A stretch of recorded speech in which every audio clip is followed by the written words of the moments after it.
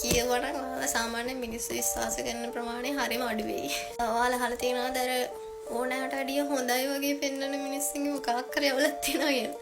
අද මම රිවිව් කරන්න ගන්නේ මෙන්න මේ පොත. මේක Behind Closed Doors කියන ඉංග්‍රීසි පොතේ සිංහල පරිවර්තනය. නම තමයි මරුවා සමග වාසය. මේකේ කතාව ගත්තොත් මේකේ තියෙන්නේ මනෝව්‍යාධිකයෙක් ගැන.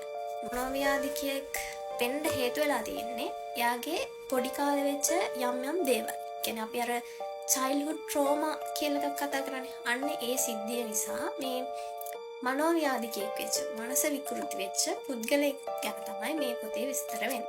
මුලින් ඉඳන්ම මේකේ කතාව චුට්ටක් කිව්වොත් මේකේ ඉන්නවා ග්‍රේස් කියලා ගෑනු කෙනෙක්. ග්‍රේස් ඉන්නවා, ඊට පස්සේ යාගේ නංගි ඉන්නවා මිලි. මිලි කියන්නේ පොඩ්ඩක් මන්ද බුද්ධිකේ, කියන්නේ අපි කියන්නේ අර මොලේ වැඩෙන ප්‍රමාණය අඩු වෙච්ච ගෑනු ළමෙක් තමයි මිලි. ඒසොයි මිලිත් එක්ක යාගේ දෙමව්පියෝ ලොකු සම්බන්ධයක් නැහැ. ඒ නිසා මේ මිලිගේ වගකීම සම්පූර්ණයෙන්ම පැටවෙන්නේ ග්‍රේස්ට. ග්‍රේස් හරිම ආදරේ මිලිට. එයා හරිම ආදරෙන් මිලිව බලා ගන්නවා. හැබැයි එයාගේ ජීවිතේ ප්‍රශ්න එනවා මේ මිලි නිසා. එයාට හම්බෙන පෙම්වතුන් එහෙම මේ මිලි කියන්නේ දැන් වගකීමක් නේ ග්‍රේස්ගේ ජීවිතේට. ආදරය කරන අය එච්චර ඒකට කැමති වෙන්නේ නැහැ. ඒ නිසා එයාලගේ ග්‍රේස්ගේ සහ ඒ අයගේ සම්බන්ධතා ගොඩක් දුර යන්නේ නැහැ. ඉතින් ග්‍රේස් හිත හදාගෙන ඉන්නවා එයා තනියම ජීවත් වෙනවා මිලිත් එක්ක කියලා. හැබැයි එතකොටම එනවා ජැක් කියලා කෙනෙක්. මේ දෙන්න කසාද බඳිනවා. ඊටාම් පොඩි කාලෙකින් මාස 6කින් වගේ පොඩි කාලෙකින් මේ දෙන්න කසාද බඳිනවා. ඊට පස්සේ මොකද වෙන්නේ? ඒක ඔයාලා කියලා බලගන්න. මම මේකේ ආසම සිද්ධියක් තියෙනවා. පළවෙනි එක තමයි ඔයාලා අහලා තියෙනවා නේද අර women for women කියලා කියන්නේ. කියන්නේ සාමාන්‍යයෙන් ගෑනු කෙනෙක්ට කරදරයක් වුණාම ගෑනු කෙනෙක් ඉදිරිපත් වෙලා ඒ කියන්නේ ඉදිරිපත් වෙන සම්භාවිතාව වැඩි කියලා එකක් තියෙනවා.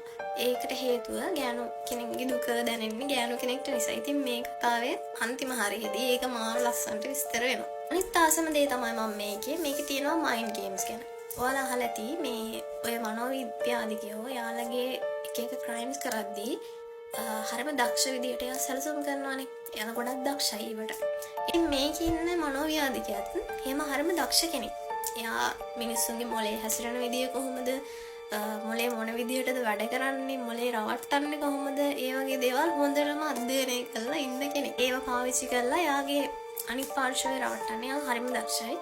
මේ පොත බෝරින්ද කියලා කිව්වොත් මේ පොත කිසිම බෝරින් ගතියක් නෑ. මොකද මේ පිටු 320ක් වගේ තියෙන්නේ. මම දවස් දෙකක් විතර ගියද මේ කියවල ඉවරයි. මම හිතන ටයිප් එකක් නෙමෙයි මේ thriller crimes කියන පොත්. ඉතින් අන්තිමට කියන්න තියෙන්නේ ඔයාලා කසාද බඳිනවා නම් හොඳට හිතලා කසාද බඳින්න. එයයි කියලා මේ කතාව කියවුවහම තේරෙයි. කියවුවා කමෙන්ට් එකක් දාන්න යන්න. කියවපු නැත්නම් අනිවාර්යෙන්ම කියවන්න. හරිම ලස්සන පොතක්.